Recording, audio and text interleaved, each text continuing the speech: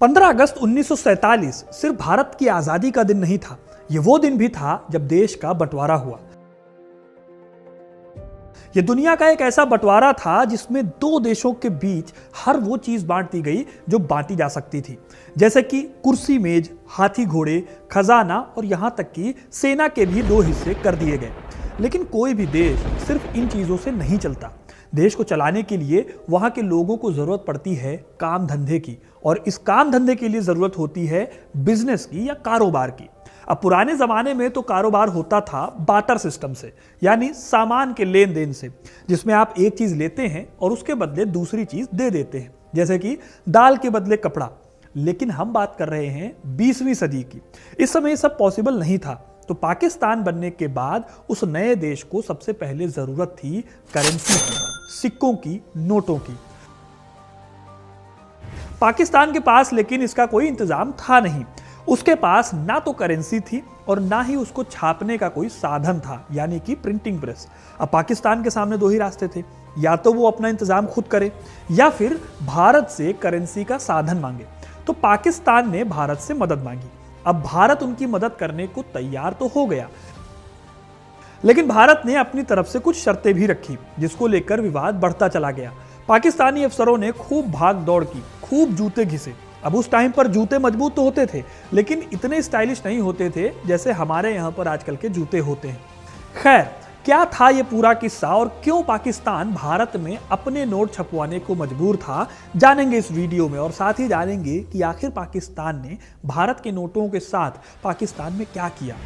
बंटवारा हमारी देश की आज़ादी के जश्न पर बहुत बड़ा धब्बा था। भारत से काट कर पाकिस्तान को बनाया गया, जिसमें लाखों लोगों की जिंदगियां तबाह हो गई। लेकिन इसी बंटवारे के टाइम पर एक बड़ी समस्या थी नोट छापने की। जब तक देश का बंटवारा नहीं हुआ था, तब तक भारत या इंडिया के नोट जहां छपते थे, आज़ादी के टाइम पर वो हिस्से भारत के पास थे। भारत में 1924 में ये प्रेस अंग्रेज लेकर आए थे। 1928 में पहली बार रुपए करेंसी के नोट छापे गए, और इसके बाद एक वक्त ऐसा भी आया जब अंग्रेजों ने 1 रुपए से लेकर 10,000 रुपए तक के नोट छाप डाले। अब पाकिस्तान ने विभाजन के समय जमीनें ले ली, सेना का हिस्सा करा दिया, यहां तक कि किताबों और कुर्सियों और पिनों तक को बांट लिया। लेकिन ये नोट छापने वाली प्रिंटिंग प्रेस, इसको पाकिस्तान कैसे लेकर जाता? लेकिन फिर भी पाकिस्तान था तो पाकिस्तान ही। उसने भारत के सामने प्रिंटिंग प्रेस के बंटवारे की भी मांग रखी। एक तरह से देखा जाए तो ये पाकिस्तान की जरूरत भी थी। एक नए देश में अगर शासन चलाने के लिए अपनी करेंसी ही ना हो तो काम कैसे चलेगा उस देश का? और पाकिस्तान बार्टर सिस्टम में जाकर भी काम थोड़ी कर सकता था, जो पुराने जमाने का सिस्टम था। पाकिस्तान ने जब अपने प्रिंटिंग प्रेस की मांग की तो खूब बहस चली। आखिर में भारत सरकार ने 3 ऑप्शन दिए। पहला, किसी और प्राइवेट प्रिंटिंग प्रेस से अपनी नोट छपवा ले। दूसरा, पाकिस्तान अपने नोटों की व्यवस्था खुद कर ले, भारत को उससे कोई मतलब नहीं है। अपना प्रेस लगाकर पाकिस्तान जैसे चाहे और जितना चाहे नोटों को छाप सकता है, ये उसकी मर्जी है। फिर तीसरा ऑप्शन आया कि जब तक पाकिस्तान अपने लिए एक प्रिंटिंग प्रेस और करेंसी का इंतजाम नहीं कर लेता, तब तक नासिक के ही प्रिंटिंग प्रेस से काम चलाए। अब जाहिर है कि पाकिस्तान मजबूर था। वो किसी और प्रिंटिंग प्रेस से कैसे करेंसी छपवा सकता था? उतना बजट भी पाकिस्तान के पास उस टाइम पर नहीं था। और दूसरा उपाय कि अपना खुद का प्रिंटिंग प्रेस खोलने का, तो वो भी पाकिस्तान के लिए मुश्किल काम था। इसीलिए पाकिस्तान ने अपने आला अधिकारियों की मीटिंग करके एक कमेटी बनाई और भारत के नासिक वाले प्रिंटिंग प्रेस में करेंसी छपवाने को मान गया। लेकिन इसी जगह पर पाकिस्तान ने भी एक शर्त रखी। पाकिस्तान की कमेटी ने कहा कि नोट छापने के लिए नासिक प्रेस का निरीक्षण होगा, और शर्त यह भी रखी गई कि पाकिस्तान सरकार का एक अधिकारी नोट छापने के पूरे प्रोसेस पर नजर रखेगा। पाकिस्तान का दावा था कि इस तरह से कोई हेर फेर नहीं होगी और पाकिस्तान के नोट सही तरीके से छप जाएंगे। लेकिन भारत के लिए यहां पर एक समस्या थी। समस्या यह थी कि भारत के नोट भी यहीं पर छपने थे, और ऐसी जगह पर अगर किसी और देश का कोई और शख्स आकर नोट छपने के प्रोसेस को देखता है या वहां से कुछ गड़बड़ी कर देता है, तो भारत के लिए भी बहुत बड़ी दिक्कत खड़ी हो सकती थी। आखिरकार इन सभी बहसों के बीच 19 जुलाई 1947 के दिन कमेटी ने अपनी रिपोर्ट वित्त आयोग को दी, और भारत ने भी पाकिस्तान के एक अधिकारी को नासिक प्रिंटिंग प्रेस में रहने की परमिशन दे दी। अब यहां तक सब कुछ हो गया था। भारत पाकिस्तान के नोट छापने वाला था। लेकिन फिर एक नई समस्या आई। असल में नोट छापने के लिए चाहिए होता है नोट का डिजाइन, जो कि पाकिस्तान के पास नहीं था। और ये डिज़ाइन बनाना भी कोई आसान काम नहीं है, बल्कि इसमें काफ़ी वक्त लगता है। खुद नासिक प्रिंटिंग प्रेस एक नोट बनाने के लिए 1.5 से 2 साल तक का टाइम ले लेता था। यानी कि पाकिस्तान देश से अलग होने की मांग तो कर रहा था, लेकिन उन मांगों के बीच में वो नोट छापने जैसी बेसिक चीज़ें भूल गया। उनके पास अपनी करेंसी का डिज़ाइन ही नहीं था। अब जब बंटवारा नज़दीक था तो समझ नहीं आ रहा था कि कैसे इस वाली समस्या को सॉल्व किया जाए। खैर, इसका समाधान भी भारत ने ही दिया। तय किया गया कि भारत की सेंट्रल बैंक यानी आरबीआई भारत के साथ साथ पाकिस्तान के भी नोट जारी करेगा और ये नोट नासिक प्रिंटिंग प्रेस में छापे जाएंगे। पहले तो पाकिस्तान ने इस बात से मना कर दिया, लेकिन पाकिस्तान के पास दूसरा कोई रास्ता नहीं था, इसलिए आखिर में उसे भी मानना ही पड़ा। इस तरह से 1947 में भारत के बंटवारे के समय भारतीय रिजर्व बैंक अविभाजित भारत के केंद्रीय बैंक के रूप में काम कर रहा था।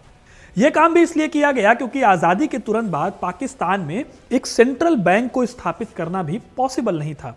यह बंटवारे के कुछ नुकसान थे जो पाकिस्तान झेल रहा था। जाहिर है कि पाकिस्तान मजबूर था भारत में अपने देश के नोट छपवाने के लिए। 14 अगस्त 1947 के दिन भारत के गवर्नर जनरल ने एक आदेश पारित किया। इस आदेश में कहा गया कि भारतीय रिजर्व बैंक 30 सितंबर 1948 तक पाकिस्तान के नोट छापने का भी काम करेगी। इस तरह भारत, जो उस वक्त अरब के देशों के लिए भी नोट छाप रहा था, उसे पाकिस्तान के लिए भी नोट छापने का काम करना पड़ा। इस बात से लेकिन भारत को भी एक दिक्कत आई। देखिए, जब देश आज़ाद नहीं हुआ था तब नोटों पर इंग्लैंड के राजा की फोटो होती थी। ये नोट आरबीआई जारी करता था। आज़ादी के कुछ समय बाद तक यही नोट चलते रहे दोनों देशों में, क्योंकि तुरंत फुरत में भारत भी बड़े पैमाने पर नोट जल्दी से नए नोट जारी नहीं कर सकता था। हालांकि नए नोटों पर देश के आरबीआई गवर्नर सीडी देशमुख के साइन आने लगे थे। और वैसे अगर देखा जाए तो भारत से ज़्यादा ये पाकिस्तान के लिए बड़ी टेंशन वाली बात थी। भारत अभी भी पाकिस्तान का पीछा नहीं छोड़ रहा था। एक तरफ तो पाकिस्तान के नोट पर लिखा हुआ होता था भारतीय रिजर्व बैंक यानी आरबीआई, वहीं दूसरी तरफ इन नोटों पर साइन भी आरबीआई के गवर्नर के ही होते थे। जो देश भारत से कोई संबंध नहीं रखना चाहता था, उसके लिए ये दोनों चीजें किसी जहर बुझे कांटे की तरह थे। हालांकि पाकिस्तान ने इसका भी उपाय निकाल लिया। कहा जाता है कि पाकिस्तान ने नोटों के सफेद हिस्सों पर अंग्रेजी में गवर्नमेंट ऑफ पाकिस्तान और नीचे उर्दू में हुकूमत पाकिस्तान छापना शुरू कर दिया, ताकि भारत नाम के साथ साथ पाकिस्तान भी दिखता रहे। रिजर्व बैंक ऑफ इंडिया ने पहली खेप 1 अप्रैल 1948 को जारी की और कई सालों तक ये करेंसी पाकिस्तान में चलती रही। इसी करेंसी के सहारे पाकिस्तान की सरकार और लोगों की रोजी रोटी भी लंबे टाइम तक चलती रही। कुछ दिन पाकिस्तानी नागरिक इन्हीं भारतीय नोटों से खरीदारी और लेन देन किया करते थे। ये उनकी मजबूरी थी जो उनको करना ही था। फिर आज़ादी के 2 साल बाद, जैसा कि समझौते में था, पाकिस्तान ने अपना खुद का नोट डिज़ाइन कर लिया और साथ ही अपनी प्रिंटिंग प्रेस भी खोल ली। इसके बाद 1949 में पाकिस्तान ने अपनी करेंसी अपने देश में छापना शुरू कर दिया।